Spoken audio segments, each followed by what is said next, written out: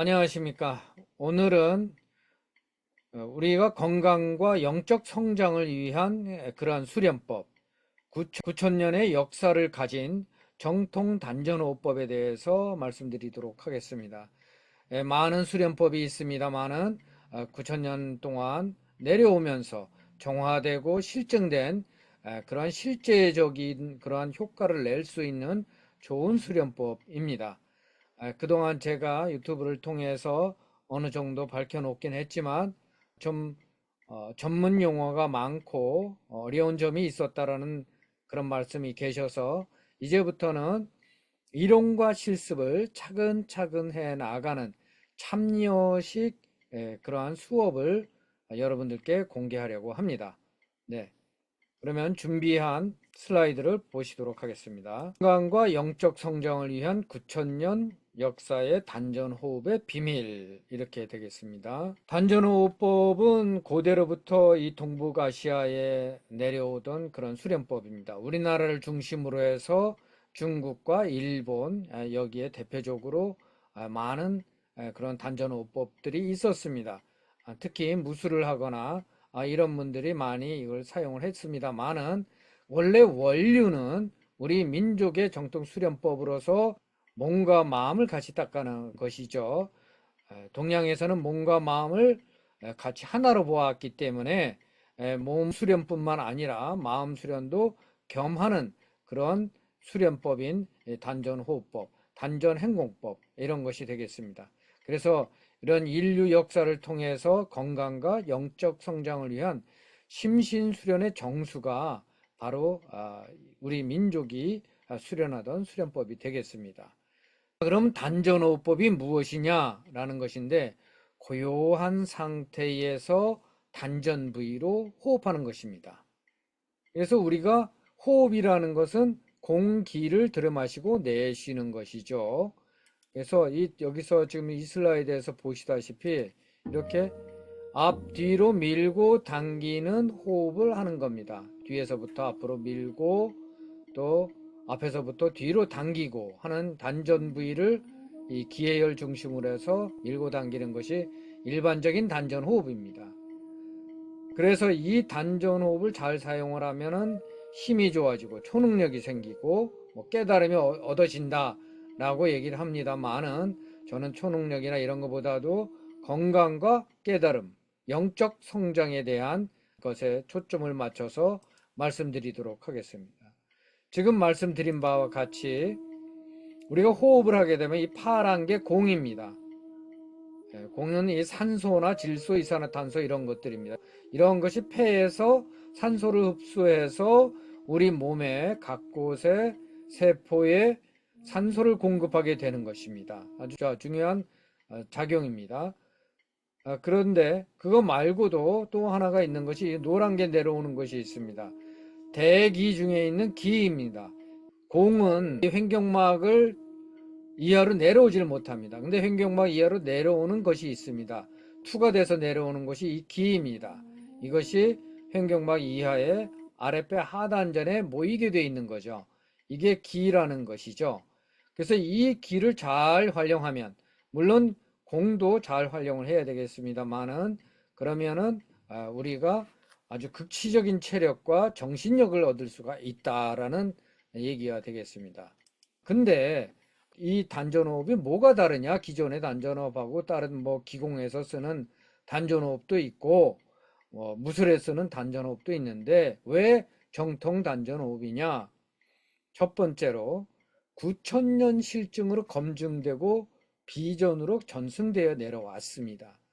9천년 역사를 가지면서 우리가 이 필요하지 않는 것, 혹시나 문제가 되거나 부작용이 있거나 이러한 것들은 다 제거가 됐다는 겁니다. 그리고 9천년 역사를 내려오면서 가장 효율적이고 가장 효과가 높으며 가장 우리 인간에게 필요한 부분만 다 정화가 돼서 내려왔다는 거죠. 어디 그 수도하는 데에서는 제자 몇 명 중에 몇 명이 다치거나 사망했다, 돌아갔다, 이런 얘기도 들립니다. 9천년 역사로서 검증된 수련법은 그런 것이 없겠습니다. 자, 두 번째, 왜 단전이냐 하는 건데요. 단전은 내 몸과 마음의 중심입니다. 우리가 몸의 중심이 어디냐 하면 이 아랫배 하단전에 있습니다. 거기가 몸의 중심이고 마음의 중심도 역시 하단전에 있습니다. 그래서 이 단전을 잡게 되면 몸이 조화롭게 되고 마음의 중심이 잡히게 되는 것입니다. 그래서 단전을 중이라고도 얘기합니다. 그래서 모든 수도에서는 수련에서는 중을 기본으로 합니다.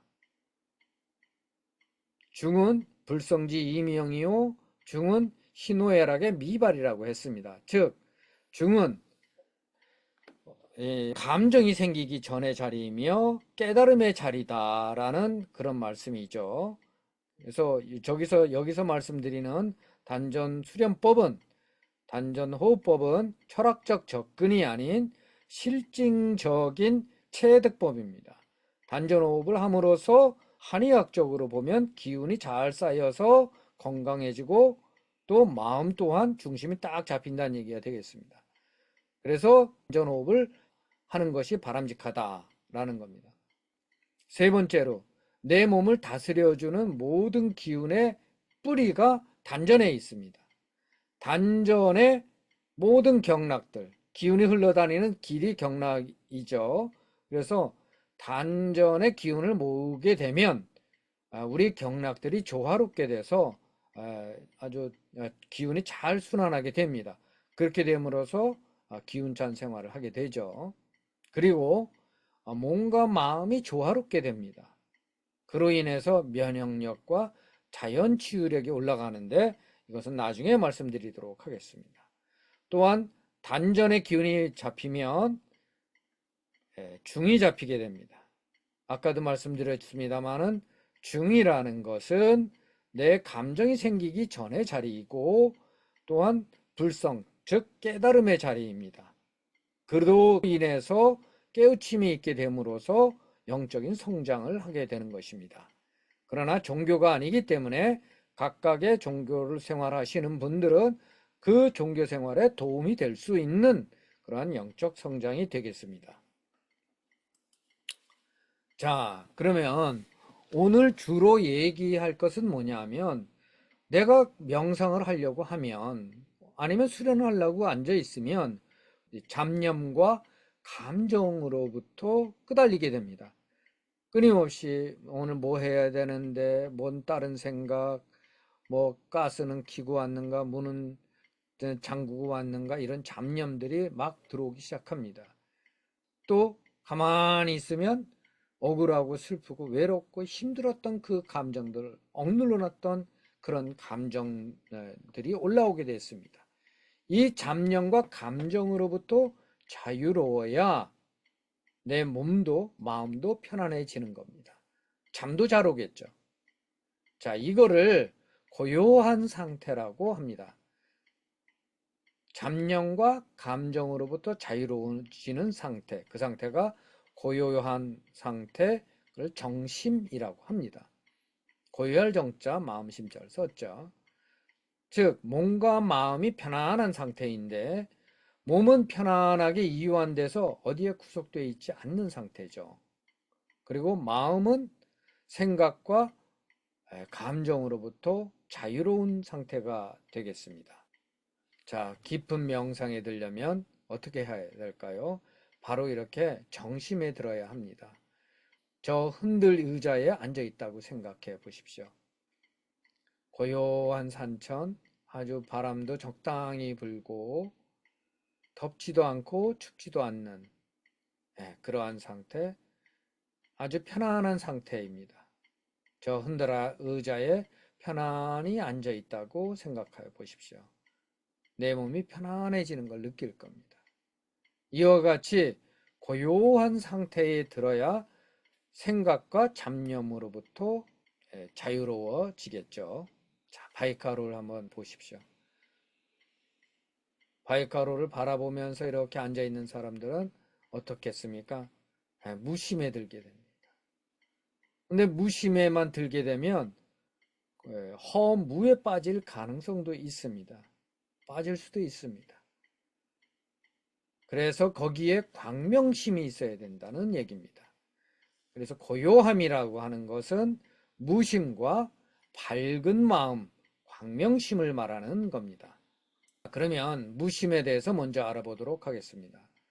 무심은 무와요, 무심은 중심이요, 진심이요, 천심입니다. 이렇게 무심에 들게 되면 무와, 즉 내가 없다는 것이죠. 내가 없어지기 때문에 어떻습니까? 사심이 안 들어서 공심에 의해서 움직여지기 때문에 지혜가 발현이 됩니다. 또한 무심은 중심이라고 했습니다. 중심에 들면 마음이 없어지는 거거든요. 어디에 치우치질 않습니다. 이 또한 어떠한 사심이나 그런 것에 끄달리지 않기 때문에 중심이 딱 잡혀 있으므로 무심에 들어가게 되는 것입니다. 또한 무심에 들게 되면 진심이 나옵니다. 원래부터 우리가 갖고 있는 생명력, 진화라고도 표현하며 불성이라고도 표현할 수 있습니다. 깨달은 자리죠. 참 내가 있는 자리가 바로 무심의 자리입니다. 내가 없어질 때 드디어 참 나가 나오는 것이죠. 그래서 거기에서 우리가 영적 성장이 이루어지는 것이고, 또한 내가 없어질 때, 무심이 됐을 때 내가 없어질 때에 하늘 마음이 깃들어지는 것입니다. 나의 욕심이 없으니 하늘 마음이 깃들게 되는 것이죠. 하늘 마음은 아버지와 같고 할아버지와 같고 할머니와 같은 마음입니다. 무조건 베풀죠. 무조건 사랑하죠. 어떠한 조건이 없습니다. 그러한 무심은 하늘 마음, 즉 사랑하는 마음입니다. 자비의 마음입니다. 그렇게 됨으로써 무심에 들면 내가 없어지면서 지혜가 발현이 되기 때문에 우리가 무심에 들고자 한다. 생각과 감정을 없애야 한다. 라는 얘기가 되겠습니다. 자, 그러면 이 둘째 광명심이라는 것은 뭐냐? 아까 무심에서 무심과 광명심이 있어야 된다. 밝은 마음이 있어야 한다고 했습니다. 이 광명심이라는 것은 밝은 마음입니다. 이 밝은 마음은 뭐냐 하면 감사하는 마음입니다. 가만히 생각해 보면 이 세상엔 내가 존재하기 위해서 감사함으로 가득 차 있습니다. 감사하니까 어떻습니까? 기쁘죠. 텅 빈 마음이지만 무심에 들어있지만 감사하고 기쁨에 차여 있을 때 진정으로 마음으로부터 이 가슴으로부터 밝음이 환하게 가득하게 되는 겁니다. 나중에 같이 실습을 해보시겠습니다만은 우리가 일부러라도 밝은 마음을 가슴 중앙에서 내보시면 마음도 편해지고 또한 내 몸이 밝아지는 것을 알 수 있습니다. 마음이 밝아야 내 몸도 밝아지는 것이고 내 주위도 밝아지는 것입니다. 자, 그래서 결론적으로 말씀드리면 정심, 고요한 상태라는 것은 텅 빈 마음이지만 감사와 기쁨에 젖은 밝은 마음이 가득한 상태를 말합니다. 텅 빈 마음은 아무것도 없어 보이지만 그 안에는 감사와 기쁨이 깃들어져 있는 밝은 마음이라는 것입니다.